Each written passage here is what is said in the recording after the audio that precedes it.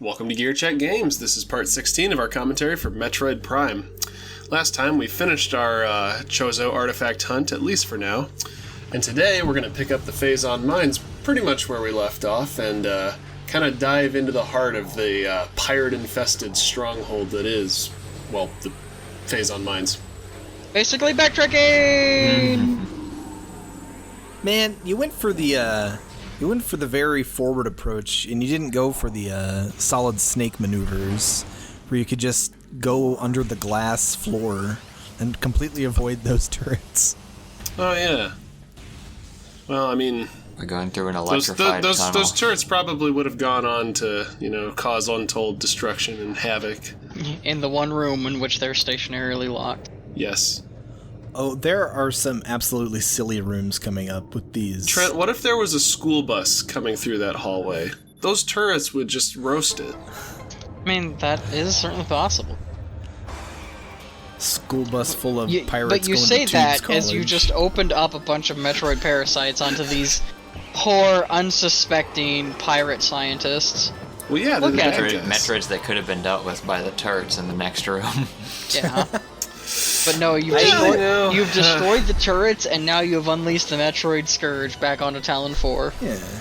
Samus is administering some good old-fashioned vigilante justice to these space pirates. Mm-hmm. Yeah. I know we've probably said it before, but I always love making two different factions of enemies fight while you just sit in the corner. Same. Mm-hmm. Yeah, there aren't a whole lot of opportunities in this game where you can, cause... the Metroids to attack the space pirates, but I always remembered this room because, and I mean, I think it only works if you stay out of sight of the Metroids until they take care of the space pirates, because otherwise they'll just go straight for you. But yeah, still a fun little touch. I remember this room because it took me forever as a child to figure out what I needed to do. Yeah. Well, I pity the poor speedrunners who don't have the X-ray visor when they come through here. I don't pity speedrunners. And I'd honestly be kind of... I am a speedrunner. Okay. They sign up for it. Yeah. They like it. Welcome to hell. They gotta do the old shoot it a million times into blink nothingness so you find the platform strategies. Yeah. Oh, is that what you do? You use the particle effect for the beam hitting something? That's what I do. That's one way you can do it. The actual speedrunners for that, I'm not even sure if they actually come into this room.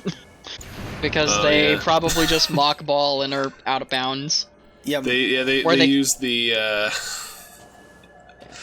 and out of bounds you can't see anything anyways. So oh yeah, not until you get close enough to the door for it to load. Also, it's really mean because that one they have power bomb wasn't enough. Yeah, as I was saying, it's really mean that they require 2 power bombs here. I don't know, what are you doing? Well, it's optional. Isn't that the escape route? Oh no, there's a pickup up there, isn't there? Yeah, if you climb up into the top of the room here, you can get a missile expansion. I think that's another missile expansion that I've just never gotten. Yeah. It was definitely one that I did not initially find. Because again, there's nothing to suggest that wall has anything behind it unless you have the X-ray visor equipped. Which to be fair, at least in this situation... It is a good chance that you could have still have it on. Because you're expected to have it on. Uh-huh. I'll say this. I think this game utilizes X-ray visor better than... 2. I guess it was only in one 2D game. Oh, yeah. The X-ray visor in Super was a bit iffy. Yeah. It was literally just a power-up to be like, hey, those BS blocks that look like every other block, but they're actually destructible? Well, now you have an ability that lets you see them in a 3-block wide cone in front of you. It's really inconvenient. Yeah, it was slow, it was clunky, but at least it was there. I love that all of that could just be fixed by just super bombing every move, because you get so many super bombs by the end of that game that you don't even need the X-ray visor. Yeah. Mm-hmm. We call that the fusion method, because that's how I beat Metroid Fusion. Honestly, I feel like it was way faster than using the X-ray visor to just run around and shoot all the walls and floors and ceilings in the room. That missile tank back there for me has always been kind of it's Metroid Prime's equivalent of that one missile tank in Super Metroid when you first go into Norfair. Yeah. Where you're intended to get it once you have the gravity suit and you can like withstand lava, but you're really gonna. It's not gonna hurt you too much to just like take a dip into the hazardous liquid and. I mean, when you have all but one energy tank in the game, you can just base tank. Because, like, even for casual playthroughs, probably the only, like, and obviously it's going to vary depending on your aptitude with combat, like, you only need, like, maybe 4. So many power bombs here. So you're really close to having every pickup already. Yeah.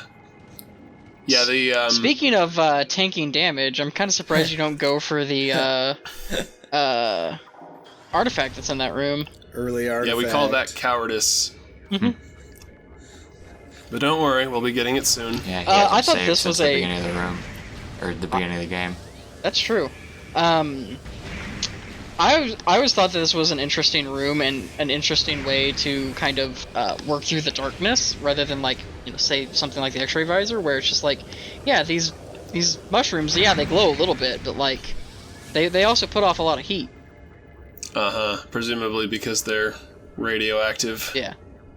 Now this is a missile that I always forget. This one here, that's like in a ring of mushrooms. Yep. I mean, ring. One thing that I'm definitely noticing now that you're on your cleanup for some of the late game areas, there are a lot of missiles that I just miss. Well, that one for me, usually, just because of how many times I've played this game, if I'm not checking myself with a guide at every turn, I usually finish this game at like 95% of items.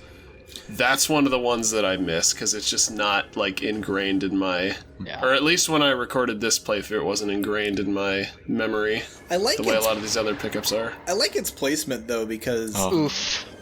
Because, like, you would be looking that direction with the visor to jump. Yeah, I mean, it does do something to draw your eye to it, but... Well, and especially since, like, other notable things are also encased in mushrooms, like that door there. It's just like, oh... mushrooms around in a circle, maybe there's something notable there. Honestly, now that I think about it, that's kind of how Zelda hides its items sometimes, at least in the older games. Like, Ocarina would have a circle of rocks surrounding, a grotto you can bomb your way into, or what have you. I want to point out the connection of, like... Why did I do that? You recharged your missiles for all of, like, 20 missiles out of 200. Gotta show the room. Yeah. It's 100. No missiles left behind. This is, Oh yeah, this room is full of invisible bombus for some reason. They're the same enemy, just invisible. Well, I think, isn't the justification that they were transformed by the Phazon? Well, you don't know if they're the same enemy. You can't scan them. It's a Phazon perk. What if you could scan yeah, those? just like the... What if they did have a scan entry, but you couldn't because you can't see them with the scan visor? God. Okay, that seems cruel and unusual, even for retro. I mean, again, the ice shriek bats still exist. So, like... No, they don't. We already scanned them. Oh yeah, they disappeared. They died once and then never existed again. Nope. I feel like Sorry, folks. The justification for the ice shriek bats is literally they were just there so long that ice grew on them, but they were just normal shriek bats, and that's why when you go back through there, they're normal, because they've been moving around a lot since you've been passing through the room. Yeah, Samus just made a taxonomy mistake when identifying them. The first time? It's the same creature, it just has some ice on it. Does that mean Doesn't the make ice it a shriek different bats creature. respawn if you don't play the game for like a week? Oh my gosh. I must admit, I've never tested that, but... This is one of those background musics that's more like kind of adds a little bit of air of creepiness to the area. Oh yeah, less music and more just kind of white noise, but it is effective. Yeah, you're diving more into their secret labs that they, as you saw with some of the force fields and just kind of having Metroids out in kind of a little wild in these caverns. They don't exactly have the best control over the situation. Ghostbuster his ass. No. Aww. Yeah, Come to think of it, I think the only time I ever used the Wave Buster in this playthrough is on the final boss. Yeah. And I regret that at no point did I ever decide to use it on the Chozo Ghosts. Yeah. Wait, can you use other weapons besides the power beam on the Chozo Ghosts? I mean, I would assume you can. I always thought that was the only thing that could hurt him. I think I just got into the habit of using super missiles on them because that was the most effective thing that I had when I first encountered them. Yeah. I'm not sure Wave Buster can be used on them because it specifically says that they're only vulnerable to the power beam stuff. Oh. In their logbook entry, I'm almost certain. Well, that's a bummer.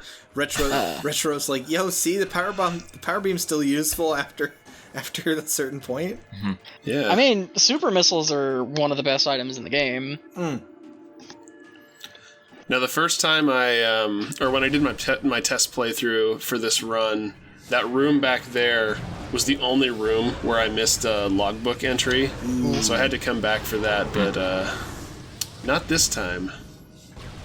Live and learn. This is one of the few times you actually melt things in this game. Yeah. Kind of a random little inclusion, but welcome, I suppose. Yeah. All right, here he is. It's you're it's getting big the boy. scan before you go in. Just inching forward. Yeah, I do this every time I play too. Come on. There's like a sweet spot. Closer. There we go. My god, that is a gnarly looking creature. The Omega Pirate. He has Groose's hair. Oh my god. Is this what happened to Groose after he went mad with jealousy? Just turned into a giant radioactive monster. Instead of demise, we get this. Yeah. A weapon to surpass demise. This reminds me that there's actually a boss. I think it's just one boss, but there could be more in Yoshi's Island that you can kind of inch closer without activating the boss, and then just throw an egg to kill the enemy before it gets grown up by Kamek. I thought you were gonna say there's a boss in Yoshi's Island that looked like this, and I'm like, I haven't played Yoshi's Island in a while. I don't remember any bosses like this. Hey, you don't remember the Omega Phazon pirate from Yoshi's Island? But it still plays like that goofy, ragtimey boss theme. Yeah, this fight to me is cooler than the last two bosses. Because to me, I think he has cooler mechanics. He has a very claustrophobic arena. He spawns ads. You gotta use all of your skills to fight this guy. Does Samus need to install a pop-up blocker? Get rid of them ads? Might come in handy at some point. There is a pop-up blocker. It's called the Ice Spreader. Can you imagine Metroid Prime 4 comes out and it's like... you know what? I don't even want to entertain that thought. It's just full of mobile game Hey, ads. you did it. Just in your visor.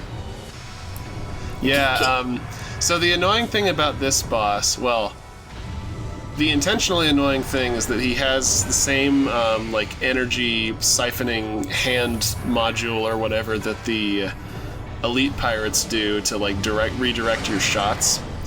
But the unintentionally annoying thing is that he seems to have, a weird number of iframes on the ones on his legs. Well, here's the benefit, though, right, Joe? He's highly susceptible to power bombs, and you can blow the bottom two off with one power bomb. Okay, I apologize in advance. This took me probably much longer than it had any right to, because I did not know that. So yeah, enjoy. We tried to do it on the weaker variant, and it didn't work. Yeah, and it went great, didn't it?